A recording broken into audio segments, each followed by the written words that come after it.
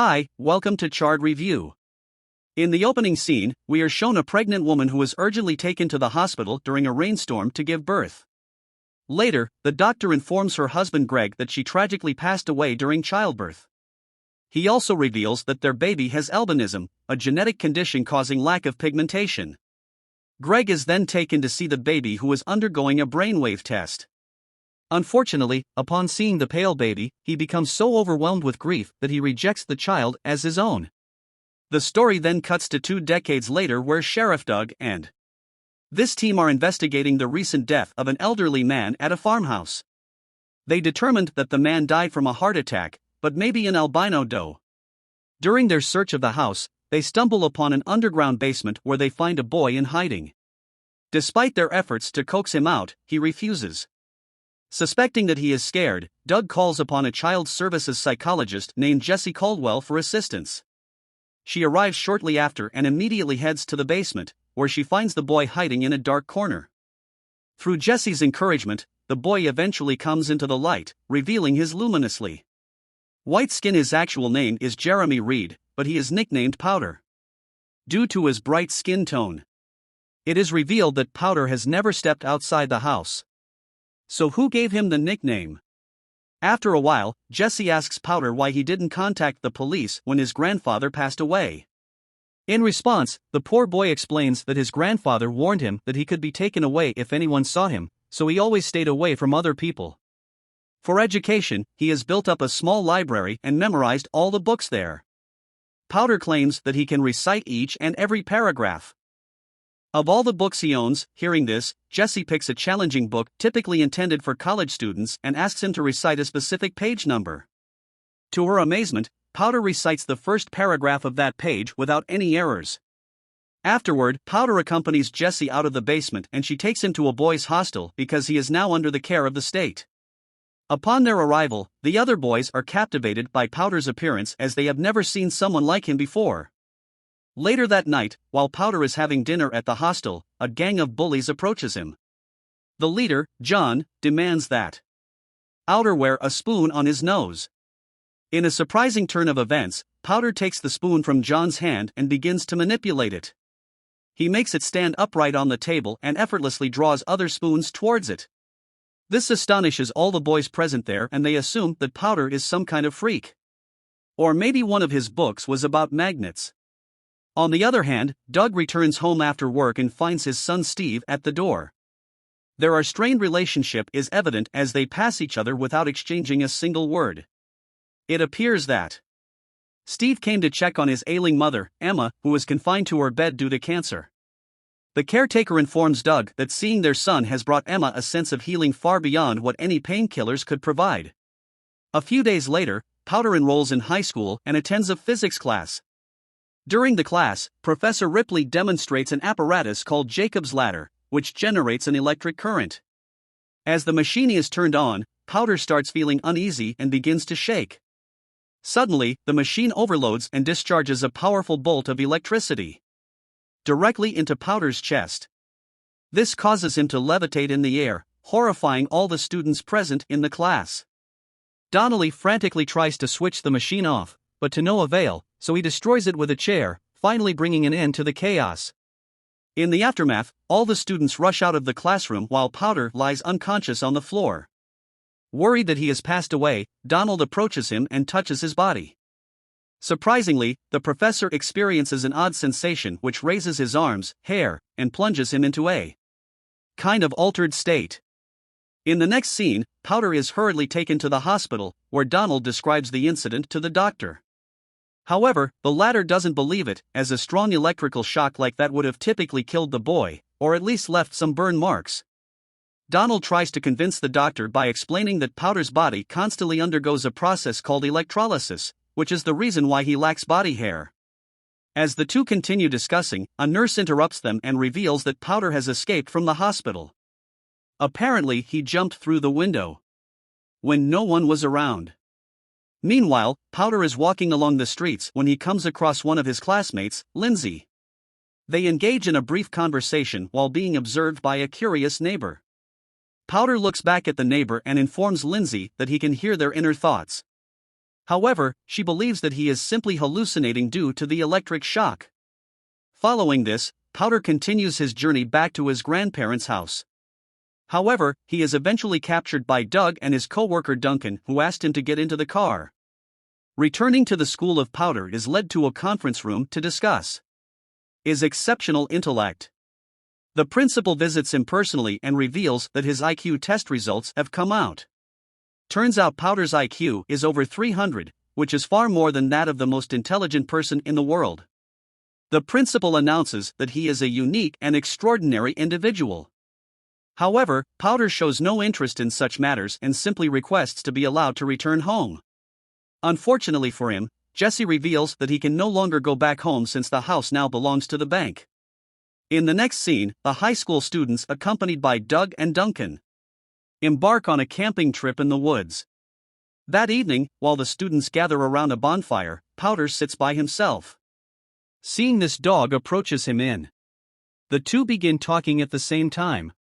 A thunderstorm begins and Powder mentions that he can sense the storm within himself. He expresses that when he sees lightning, he feels a magnetic pull towards it, and when he hears the thunder, he shits his pants. Powder recalls his grandmother telling him it's God, although he doesn't believe it. He also reveals that his mother was struck by lightning while pregnant with him, which appears to be the reason for his special condition. The next morning is Powder is wandering in the woods. He is approached by the bullies John and Mitch without any reason. John points his gun at Powder, saying that he can kill him right then and there. However, before he can pull the trigger, a gunshot is heard in the distance, diverting everyone's attention. They rush in the direction and discover the Duncan shot. A deer. Powder's deeply affected by the sight as he can empathetically sense the pain and fear of the dying deer. What the hell does that have to do with lightning? When he cannot take it anymore, he grabs Duncan's wrist with one of his hands, while placing the other on the deer's neck.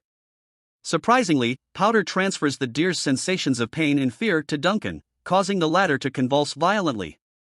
As the effect intensifies, John aims his gun at Powder, demanding that he release the officer. However, our protagonist simply stares him in the eye and continues torturing Duncan. Enraged, John pulls the trigger, but Mitch intervenes in the nick of time, raising the gun and ultimately saving Powder's life. In the aftermath of these events, Powder is brought back to Jessie, who questions him about what transpired. She's genuinely worried about his well-being and state of mind. However, Powder ignores all her questions and states that he wants to return home. When she keeps on insisting, he becomes angry and unintentionally unleashes his powers, causing glasses as well as the lights to shatter. He then walks away confidently, stating that Jesse won't be able to keep him there for long. Meanwhile, Doug returns home and meets with the family doctor, who updates him on his wife's worsening condition and the immense pain she is enduring. Although Doug doesn't comprehend why she chooses to hold on, he believes there must be a reason. The doctor informs him that he will never know the reason, because Doug's wife is completely unable to communicate. The next day, Powder is sitting alone in the dining room when Donald approaches him. The professor reveals that he felt a distinct energy within himself when he touched Powder during the earlier incident in class. He describes the energy as immensely powerful, making him feel youthful again. He also talks about Einstein's theory, which states that if a person uses 100% of their brain, they can do unimaginable things. Perhaps Powder is able to do just that, which explains his incredible powers. Ronald then expresses his desire to be friends with Powder so that he can gain more information about him. The scared boy's a bit hesitant at first, but he eventually agrees. On the other hand, Doug visits Duncan's place and notices that he has removed all firearms from his home, despite being a die-hard fan of hunting. When asked about the reason, Duncan becomes emotional and shares his experience of feeling the deer's pain when Powder transferred to him. He describes it as an extremely distressing sensation, as if he himself was on the verge of death. Duncan admits that he had been so traumatized for the event that he can no longer bear to hold a gun. Hearing all this, Doug realizes that Powder has extraordinary abilities and this gives him an idea. He decides to take the boy's help in communicating with his terminally ill wife using telepathy. Later, Doug brings Powder to his home and introduces him to his ailing wife, Emma, gently touching her forehead. Powder delves into her mind, relaying her thoughts to the sheriff. Through Powder's telepathic connection, Doug learns that his wife is holding on to life because she doesn't want to pass away without wearing her wedding ring and without reconciling. That there are estranged son Steve. She reminds Doug of a cherished memory from Steve's childhood when they played together in the snow and she lost her wedding ring. Hearing this, Doug recollects as Steve used to come home from school every day and search through the snow in hopes of finding his mother's wedding ring. Emma then reveals that Steve has already found the ring and it has been kept in a silver box on her nightstand all this time. Moved by the revelation, Doug is filled with a flood of emotions and he tenderly places the ring on his wife's finger. Powder then touches Doug's wrist with his other hand, allowing him to hear. His wife's voice overwhelmed, Doug breaks down in tears, embracing his wife and assuring her that everything will be all right. In her final moments, she opens her eyes one last time before peacefully passing away shortly after. Steve arrives on the scene and Doug immediately hugs him tightly. The two then finally put their differences aside and reconcile after years of being apart, all thanks to Powder. The scene then shifts to a county fair where Powder meets Lindsay. It appears that she is the only one who doesn't treat him differently. After a bit of chatting, Powder suddenly touches Lindsay's hands, enabling them to hear each other's inner thoughts. During their exchange, Lindsay learns that Powder's father abandoned him due to his albinism. Feeling bad, she offers him comfort and reassures him that his face is the most beautiful one in the world. She then abruptly kisses him, catching the attention of the nearby people. Unfortunately, Lindsay's father also notices the act, prompting him to confront Powder and subject him to hurtful insults. He also prepares to beat up the poor boy, but luckily Jessie, he was also at the fair, intervenes. She apologizes on Powder's behalf. Later, a heartbroken Powder returns to the hostel and gathers his belongings with the intention of escaping back to his farm. However, as he is leaving, he overhears some boys playing basketball. Curious, he walks to the court only to discover that it's John and his gang. Powder doesn't want anything to do with them, so he tries to leave, but the bully John obstructs his path and takes his hat. He then dares Powder to use his powers and take it back. Our protagonist can easily do that, but instead he delves into John's mind and reveals his painful past of being abused by his stepfather. It becomes evident that John's stepfather had once seized the hat which had belonged to his late biological father, and subjected him to the same taunting that he is currently inflicting on Powder. Unfortunately, this only enrages John even more and he decides to take action. Suddenly, rain begins to pour and John forcibly drags Powder outside. He humiliates the poor boy by stripping him naked and pushing him into the muddy water to add color to his pale skin. Unable to endure any further humiliation, Powder unleashes a powerful electromagnetic pulse in a spherical shape, sending all the bullies flying. After a brief moment, everyone regains their composure except for John. Concerned, Mitch checks on him and discovers that his heart has stopped beating. He is actually on the verge of death.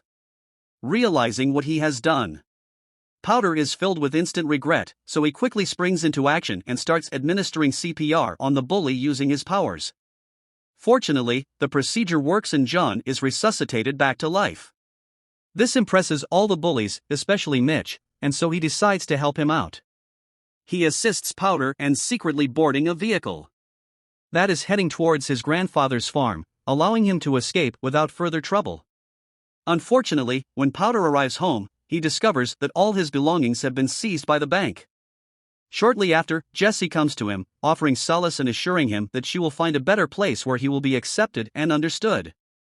Unlike now, Donald joins them as well, and as they prepare to leave, they encounter Doug and Duncan outside.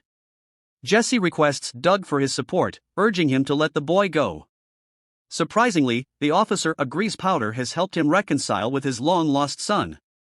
At that moment, a thunderstorm erupts and Powder starts running into the field with everyone trailing behind.